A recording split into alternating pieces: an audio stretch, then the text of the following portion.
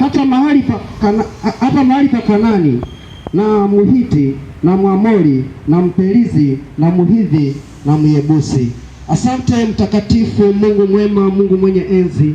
Asante kwa ajili ya neno hili jema, Bwana Yesu Kristo. Mungu, inawezekana Bwana umenituma kwa ajili ya kijana mmoja mahali hapa, Yesu Kristo, ili alisikie neno hili Bwana kutoka katika vinywa hivi Bwana Yesu Kristo. Umenipa neno hili Bwana kwa ajili ya binti mmoja Bwana. Naomba Roho wako Mtakatifu akajisirishe Bwana, ukalitukuse neno lako Bwana, maana umesema unalituma neno lako ili kutuokoa katika maangamizo. Tazama watoto wako wanasikia sauti hii, Yesu Kristo. Mungu, naomba ukawafungue, ukawatoe kwenye mifumo mibaya na kuwaleta kwenye mfumo wako ambao ni mwema siku zote, katika jina la Yesu Kristo nikiomba na kushukuru, amen. Nimesoma kitabu cha Kutoka 3 mstari wa 7 na wa 8. Biblia inasema ya kwamba watoto wa Misri, wana wa Israeli walikuwa Misri, walikuwa wanaendeshwa na mifumo ya Misri. Misri ilikuwa ni nchi ambayo ni nchi nzuri, walikuwa wanakula na kunywa. Mara ya kwanza ukisoma Biblia kwa kitabu cha Mwanzo, kuanzia ile Mwanzo 35 nadhani, tukisoma pale inazungumzia kwa habari ya Yusufu. Yusufu alikamatwa akapelekwa Misri. Alipoenda Misri pale aliuzwa kwenda Misri. Hakukamatwa, aliuzwa na ndugu zake wakampeleka Misri. Walipopelekwa Misri, kule Misri alikutana na mateso na changamoto, kwa sababu alikuwa kama ni utumwani. Alikuwa anateseka na mateso mwanzoni. Alipoteseka kwa muda fulani, akateseka, mwishowe akakutana na mke wa waziri mkuu, mke wa kiongozi wa nchi. Akaanza kuminfluence afanye mambo ambayo hayampendezi Mungu. Hiyo kila mtu anajua kwamba ni mambo gani ambayo Yusufu alipitia. Kwa hiyo akaendelea, baadaye akamkamata akampeleka gerezani. Akaanza kuteswa na mifumo ambayo ilikuwa gerezani. Gerezani kila mtu anajua kwamba gerezani kuna mambo ambayo yanawakuta ambayo ni mabaya. Gerezani hawali vizuri. Gerezani wanateseka kwa sababu wanakuwa mbali na familia zao. Wanakuwa mbali na watu ambao wanawapenda. Wanakuwa mbali na watu ambao Mungu amewaweka kwa ajili yao. Bwana Yesu asifiwe. Hiyo mifumo ilimtesa Yusufu. Baadaye akaendelea kuishi pale na ndugu zake. Baadaye alipoendelea kuishi pale, baadaye ikatokea sababu ya kumtoa Yusufu gerezani. Na hiyo sababu ilikuwa ni ndoto ya mfalme. Mfalme aliota ndoto, mwishowe ikatokea wale ambao mfalme alikuwa anawaamini kwamba watamtafsiria ndoto, wakashindwa kutafsiri. Walipomkumbuka Yusufu kule gerezani ya kwamba kuna mtu ambaye anajua kutafsiri ndoto vizuri. Walipomkumbuka, ikatokea alipotafsiri ile ndoto ikawa ndoto nzuri, ikamletea faida Yusufu. Ikamweka kwenye hadhi nzuri Yusufu. Akawa ni mtu ambaye anatunza mali zote za serikali ya wakati huo ya Misri. Alipoanza kutunza hivyo vitu, mwishowe wale ambao walimuuza, wale ndugu zake waliomuuza Yusufu Misri, walienda kuomba msaada kule Misri. Walipoenda kuomba msaada, wakamkuta Yusufu. Yusufu akawafahamu, wenyewe hawakumfahamu. Baadaye akawahurumia wale ndugu zake, akawapa chakula, na baadhi ya ndugu zake wakarudi kule ambako kwenye nchi yao, na wengine wakabaki pale. Wakaendelea kuishi kule kwenye ile nchi ya Misri. Walipoendelea kuishi kwenye ile nchi ya Misri, nitakatisha kidogo ili niende kwenye somo ambayo linasema mifumo. Bwana Yesu asifiwe. Walipobaki kule, wengine wale walipobaki kule wakaendelea kuzaliana. Walipoendelea kuzaliana, manake ndio tukapata na kizazi ambacho kinaitwa wana wa Israeli ambao waliishi Misri. Walipoendelea kuishi kule Misri, kaanza kutengenezwa mifumo. Akatokea mfalme ambaye hamjui Yusufu, akatengeneza mifumo ya kuwatesa wana wa Israeli ambao wapo Misri. Alipoendelea kutengeneza mifumo ambayo inawakandamiza, Biblia inasema ya kwamba wana wa Israeli, kwa sababu lilikuwa ni taifa teule, taifa ambalo ni la Mungu, wakaendelea kustawi. Katikati ya shida wakaendelea kustawi. itengenezwa mifumo. Sasa hapo ndo kuna mifumo. Ile mifumo ambayo ilitengenezwa ilikuwa ni mifumo mibaya juu ya wana wa Israeli. Ilikuwa ni mifumo ambayo inawakandamiza katika hali ya chini. Ilikuwa ni mifumo ambayo wana wa Israeli hawezi tena kuongezeka. Bwana Yesu asifiwe. Lakini Mungu katikati ya shida akaendelea kuwabariki. Katikati ya mifumo mibaya Mungu akaendelea kuwabariki. Bwana Yesu asifiwe. Ilitokea mifumo mingi sana.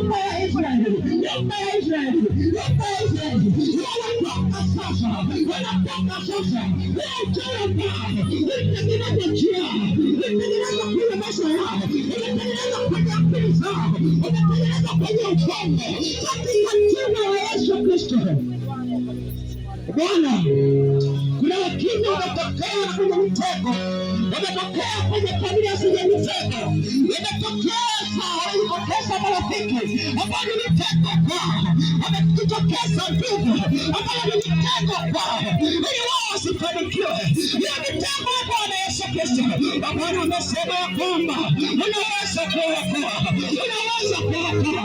Bwana akasema ya kwamba uniokoe ambao mitego yote ya Shetani, uniokoe kwenye mitego yote ya ibilisi, uniokoe kwenye mitego yote ya kisa. Bwana mtakoa Bwana, uniokoe kwenye mitego, uniokoe katika jina la Yesu. Umevikwa na mamlaka ya Bwana, achia watu wawe Bwana, umevikwa na mamlaka, achia akili yako ya Bwana. Nakumbuka siku ile ulisema kwamba watu utakaomba nao Bwana akili zao zitakaa sawa, hata kama wametengenezwa na madhabahu za kisa. Akili zao zimeliwa na mtu, zimeliwa na wachawi, zimeliwa na waganga, zimeliwa na mapepo. Bwana kuanzia sasa akili zao zirudishwe, akili zao zirudishwe. Tangu wanaoteseka rudishe tangu sasa, tangu sasa, tangu sasa.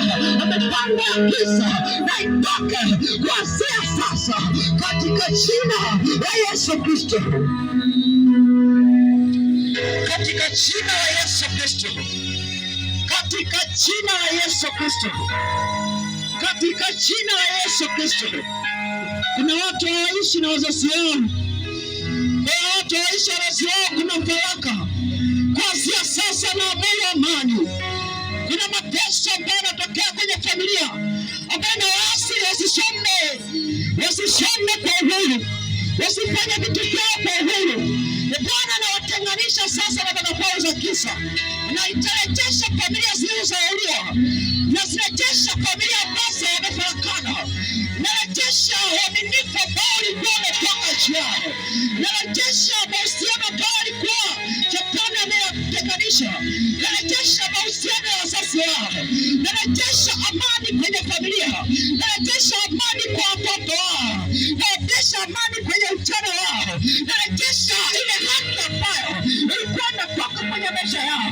Inaonekana kuna haki ambayo iliibiwa kwenye maisha yao, watakiwa kuwa vichwa, sasa wanakuwa wa mwisho. Kuanzia sasa na warejeshea fahamu zao, na warejeshea akili zao, na warejeshea mamlaka yako Bwana, na irejesha juu yao Bwana. Wape roho ya kukupenda wewe katika jina la Yesu Kristo.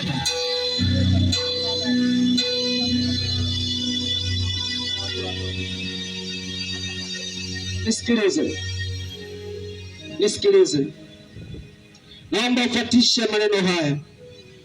Kama kuna mitego ya Shetani, kuna mamlaka za giza yoyote, fuatisha maneno haya na Mungu anaenda kukuokoa. Kwa sababu tuna muda mchache sana siku ya leo, tukiomba sana, lakini natamani utamke maneno haya na Mungu atakusaidia huko endako, atakusaidia ukiwa hapa chuo. Kama ni miaka mitatu ndio unaanza mwaka wa kwanza, Mungu atakusaidia na kukubeba siku zote. Nimemwona huyu Mungu tangu nilipoanza kwenye kichuo, nimemwona Mungu akinisaidia na kunibeba sehemu nyingi sana.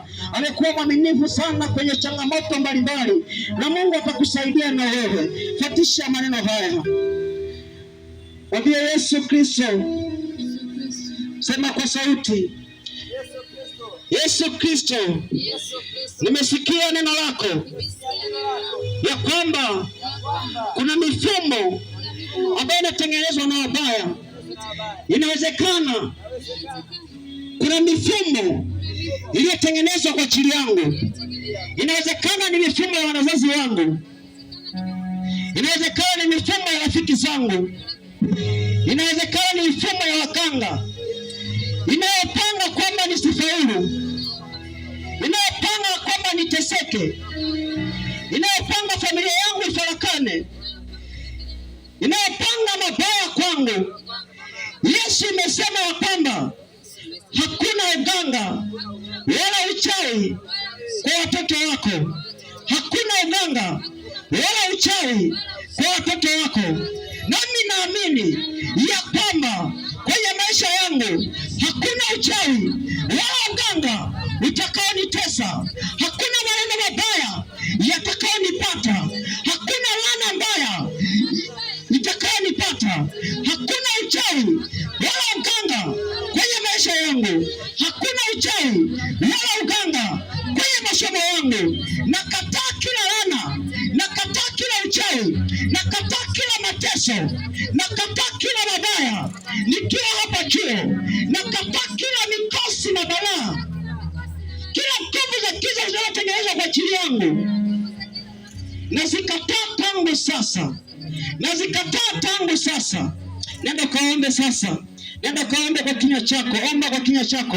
Mwambie Mungu, nakataa, nakataa. Kataa mabaya, kataa mabaya, kataa mabaya, kataa mabaya. Kila kitu ambacho nakiona kibaya mbele yako, kama ni mahusiano anakuletea mabaya, yakatae kwa jina la Yesu Kristo. Kama unaona kama kuna mandoto mabaya unayoyaota, yakatae kwa jina la Yesu Kristo.